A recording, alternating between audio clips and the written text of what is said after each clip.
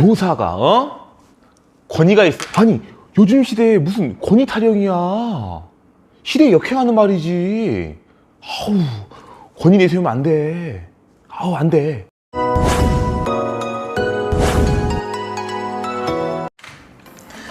안녕하세요, 송쌤 송성근입니다. 자, 교원의 지위 향상 및 교육활동 보호를 위한 특별법 팸플릿을 받았는데요. 이와 관련해서 교권 추락이니 학급 붕괴니 라는 말을 종종 듣게 됩니다. 굉장히 안타까운 상황일 수 없는데요. 이런 상황에서 교사의 권위에 대해서 말씀드리고자 합니다. 자, 권위는 선생님마다 해석하기 나름일 건데요. 자, 권위란 단어를 한번 국어 사전에서 한번 찾아서 읽어봐 드리겠습니다. 남을 지휘하거나 통솔하여 따르게 하는 힘, 일정한 분야에서 사회적으로 인정을 받고 영향력을 끼칠 수 있는 사람이라고 다 써 있는데요. 지휘, 통솔, 인정, 영향력을 끼칠 수 있는 사람, 보통 저희가 학생들에게 행해야 되는 행동 중의 일부라고 저는 긍정적으로 평가를 합니다. 하지만 이 권위라는 건 이런 말의 의미와 뜻보다는 어떻게 행위를 하냐에 따라서 좋고 나쁨이 결정이 날 건데요. 권위적인 교사 그리고 권위가 있는 교사랑은 다르다고 생각합니다. 권위만을 강조한 권위적인 교사는 학생들에게 강압적으로 보일 수 있죠. 하지만 권위가 있는 교사는 자기 자신만의 소신 있는 교육 방식과 방법으로서 튼튼한 학급을 만든다고 생각합니다. 자, 이와 관련해서 요즘 시대에 올바른 권위를 갖는 교사는 어떤 말과 행동을 해야 될지 저의 구체적인 사례를 바탕으로 한 생각을 말씀드려 보겠습니다. 이 선생님마다 조금씩 오해 소지가 있는 부분이 있을 수 있으니 하나의 참고 예시로 생각해 보시고 편하게 봐주시기 바랍니다. 자, 요즘에 학생 인권 강화 및 민주적인 학급 문화에 있어서 교사상도 많이 변화했죠. 예전에 같으면 권위 있는 교사상이 어느 정도 존재했다면 요즘에는 그런 것보다는 좀 더 친절하고 친구 같은 친근감이 있는 교사의 이미지를 좀 더 학생과 선생님과의 관계가 굉장히 인간적이고 그리고 학생의 입장에서 많이 배려해주고 이해해주는 그런 이미지지 않는가 생각합니다.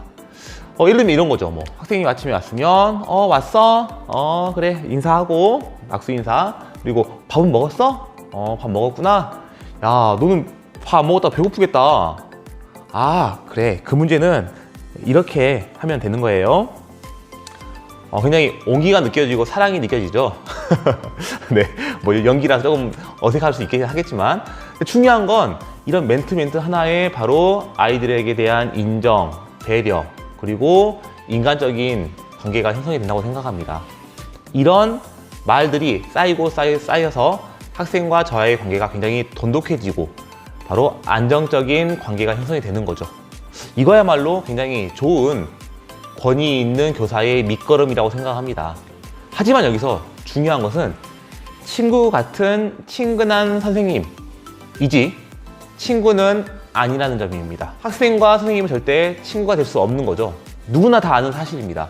하지만 친구 같은 친근한 선생님이 되고자 계속 이야기를 함에 있어서 가끔씩 아이들이 뭐지?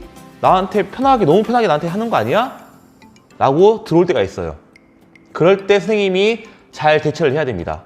나한테 좀 친해지자고 하는 것인지, 이거 좀 약간 좀 경계선을 넘어서 나한테 막 하고 있는 것인지를 구분할 줄 알아야 된다는 것이죠. 권위 있는 교사에서의 이 올바른 권위는 친구같이 친근함, 친절함, 인간적인 관계 이런 부분을 강조한 것이지 친구와 동일 선상에서 아이와 학생이 선이었고 그리고 위계질서가 없는 상황은 아니라는 점이 학생들에게 지나친 결정권과 과한 권한 부여는 오히려 선생님들이 학급에 있는 질서를 더 무너뜨리게 하는 경우가 발생할 수도 있습니다.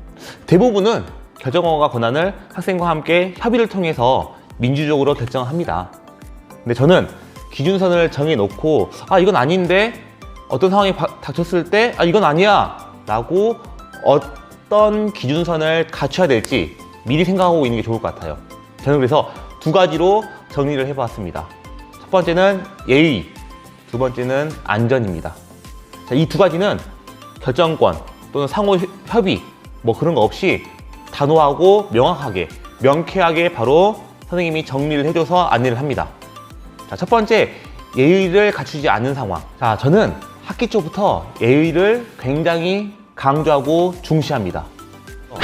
자, 이는 학생과 선생님의 적정한 거리두기 또는 경계선을 갖추고 있어야 안정적이고 질서 있는 학급이 된다고 생각합니다. 자, 예를 들면 학급에서 쉬는 시간에 제가 이렇게 컴퓨터를 하고 있는데 어디선가 제 귀에 욕을 쓰는 아이가 들립니다. 자, 그럴 경우에는 저는 단호하게 얘기합니다. 저 뭐라는 거야? 안 됩니다. 누가 선생님 앞에서 욕을 쓰니? 같은 공간에 선생님인데서 욕을 쓴다는 건 나한테 욕하는 거와 똑같습니다. 하지 마세요. 자, 이렇게 명쾌하게 그 자리에서 말을 정확하게 해줍니다. 안 된다고. 한 번 더 그러면 더 단호하게 얘기할 수도 있죠. 자, 그리고 나서 당연히 추후에 학생들에게 다시 한번 안내를 해야겠죠. 얘들아, 아까 지금 욕을 누군가 썼는데 당연히 그런 일은 없지? 우리가. 자, 절대 선생님은 그거를 가만히 두지 않겠습니다. 안 됩니다, 절대. 자, 이렇게 이야기함으로써 진짜 안 되는 거구나. 그리고 선생님은 예의를 굉장히 중요시 여기구나. 자, 이를 통해서 저와의 거리감 두기도 안정적이지만 학생 사이끼리도 상호 존중하는 문화가 생길 수도 있습니다.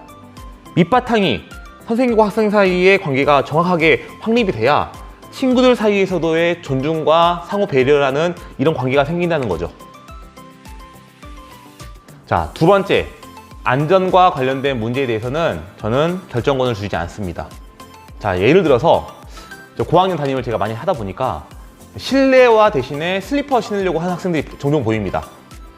심지어는 제가 다른 반을 봤더니 신게 했더니 이게 어느새 다 슬리퍼를 신고 오는 경우가 생겼고, 그걸 다시 한번 투표 붙이고 협의를 해서 신지 않게끔 이 지도하는 과정에 굉장히 많은 에너지를 쏟는 경우를 봤어요.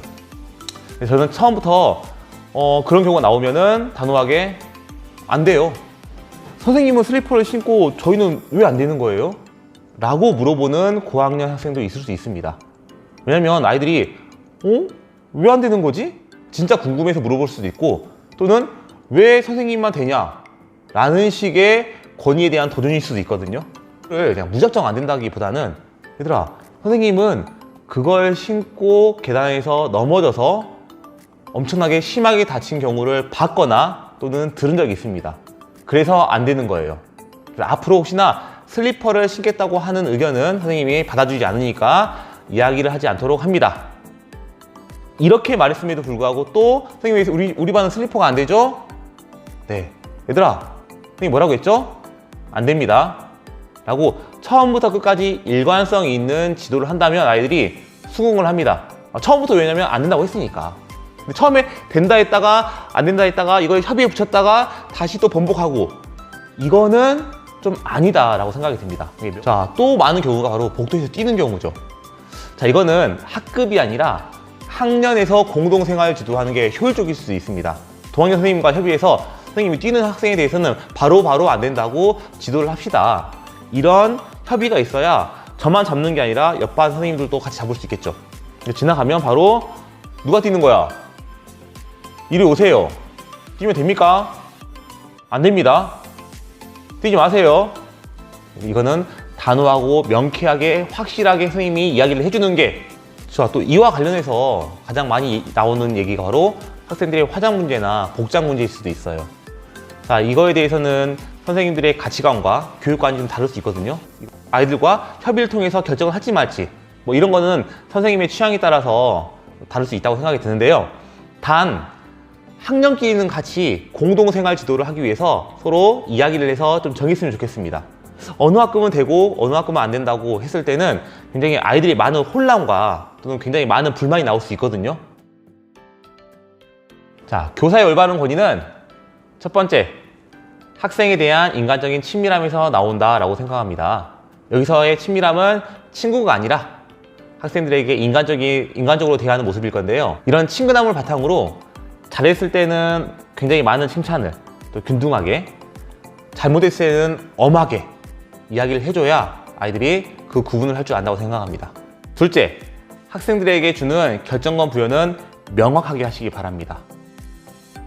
일관되고 그리고 설득력 있는 결정권 주기는 학생들로 하여금 혼란함보다는 안정감을 주어 자율성과 만족감을 주게 하죠. A와 안정 부분에 대해서는 결정권을 주기보다는 단호하고 명쾌하게 확실하게 말 한마디로 정리를 하는 것을 추천드립니다. 민주적인 의사결정 상황에서는 결정권을 최대한 많이 주어서 선생님들의 권위가 한층 더 올라가길 바랍니다. 와, 이걸 안 된다고 하면 학생들하고 나와의 거리가 막 멀어지는 거 아니야? 아, 이거 좀 말하기 그런데? 자, 하지만 안 되는 상황에서 안 된다고 정확히 말해주는 자체가 바로 교육입니다. 거기에서는 거리감이 멀어지는 게 아니라 안정적인 거리감을 만들 수 있습니다. 자, 권위 있는 교사는 학생을 잘 조절할 줄 압니다. 자, 꼭두가시처럼 마음대로 움직이는 것이 아니라 아이들이 올바른 길로 저희가 안내자 역할을 하는 것이죠. 권위를 지닌 교사는 학생들의 존중과 안정적인 지지를 받습니다. 이 지지를 바탕으로 선생님은 선순환된 학급 문화를 만들 수 있는 거죠. 적절한 지휘와 통솔로 학생들에게 인정받으며 영향력을 끼칠 수 있는 진정한 권위를 갖춘 교사가 되셨으면 좋겠습니다. 자, 이상 손에 잡히는 학급 경영의 송쌤 송성근이었습니다. 감사합니다.